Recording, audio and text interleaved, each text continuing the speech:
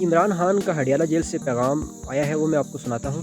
عاصم منیر میں طاقت کی بہت بھوک ہے، اس لیے اس نے بدترین امریت قائم کر رکھی ہے۔ مجھ سے معافی کا مطالبہ کرنے کے بجائے عاصم منیر کو مجھ سے معافی مانگنی چاہیے۔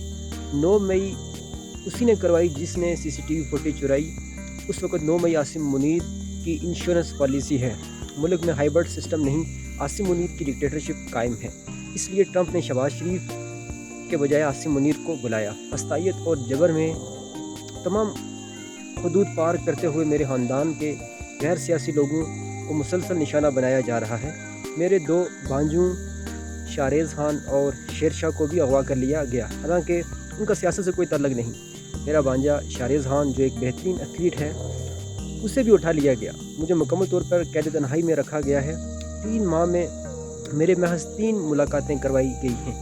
میرے وکلاء اور اہل خانہ تک سے ملاقات کئی ماہ روک دی جاتی ہے۔ سب کچھ مجھ پر دباؤ ڈالنے کے لیے کیا جا رہا ہے۔ میرے ساتھ 8 ماہ سے بشرا بیگم کو بھی قید تنہائی میں رکھا گیا ہے۔ ایسا سلوک عورتوں کے ساتھ پاکستان کی تاریخ میں کبھی نہیں کیا گیا۔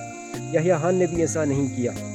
فیصل واوڈا جو اسٹیبلشمنٹ کا ترجمان ہے، اس نے بشرا بیگم کے حوالے سے بیانات دیے کہ وہ مجھ سے علیحدگی اختیار کر لیں گی۔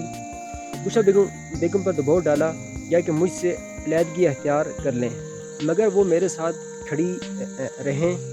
اس سے پہلے جب عاصم منیر کو DGI کے عہدے سے ہٹایا تو اس نے زلفی بخاری کے ذریعے بشرا بیگم سے رابطے کی کوشش کی، لیکن انہوں نے انکار کر دیا۔ اسی لیے آج ان کے ساتھ یہ بدترین سلوک کیا جا رہا ہے۔ انہیں قید تنہائی میں رکھا گیا ہے۔ ان کو خراب حالت میں رکھے جانے پر کرنٹ لگ چکا ہے اور زخم آ چکے ہیں۔ ان کو استعمال کے لیے گندا پانی دیا جاتا ہے۔ ان پر ہر طرح کا ظلم جاری ہے۔ یہ سب کچھ عاصم منیر کروا رہا ہے۔ اس میں نہ کوئی اخلاقیات ہیں اور نہ اسلام کی سمجھ ہے۔ عاصم منیر کے لیے میرا پیغام ہے کہ مجھ پر دباؤ بڑھانے کے لیے چاہے میرے خاندان میں سے جس مرضی کو قید میں ڈال دو، میں نہ جھکوں گا اور نہ اس ظلم کو قبول کروں گا۔ میں اپنی حقیقی آزادی کی جدوجہد ہر حال میں جاری رکھوں گا۔ عاصم منیر پاکستان کے ساتھ وہ کر رہا ہے جو محسن نقوی نے کرکٹ کے ساتھ کیا ہے۔ عدلیہ تباہ، میڈیا خاموش اور پولیس سے ایسے کام کروائے جا رہے ہیں جس سے وہ کرمنلز ہو چکی ہے۔ ایسے تو یحییٰ خان کے دور میں بھی نہیں ہوا۔ پولیس کو تحریک انصاف کے لوگوں کے خلاف استعمال کیا جا رہا ہے، جس کی وجہ سے ملک میں جرائم کی شرح بڑھ گئی ہے۔ ملک میں بے روزگاری عروج پر ہے۔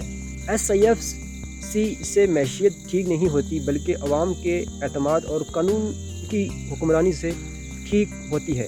ان چوروں کو ہم پر مسلط کر دیا گیا ہے، جن کی کرپشن اور منی لانڈرنگ کے ثبوت مجھے خود ISI دیتی رہی ہے۔ جو شخص بھی تحریک انصاف چھوڑ دیتا ہے، اس کے سارے کیس معاف کر دیے جاتے ہیں۔ جب بھی ڈکٹیٹرشپ آتی ہے، ججز کو ساتھ ملا کر ہی نظام پر قابض ہوتی ہے۔ اس وقت بے ضمیر ججز کی وجہ سے پاکستان میں قانون کی حکمرانی مکمل ختم ہو چکی ہے۔ 26ویں آئینی ترمیم کے بعد عدلیہ بالکل ہی غلام بن چکی ہے۔ بے ضمیر ججز انسانی حقوق کی پامالی کے خلاف ایکشن نہیں لے رہے۔ اگر ہمارے ججز ضمیر کے ساتھ کام کرتے، پاکستان کے لوگوں کو انصاف دیتے، ان کو خوف ہوتا کہ یوم محشر اللہ کو حساب دینا ہے، تو یہ جو ظلم جو ہو رہا ہے یہ کبھی نہ ہوتا۔ اس ظلم و ناانصافی میں یہ بے ضمیر جج برابر کے مجرم ہیں۔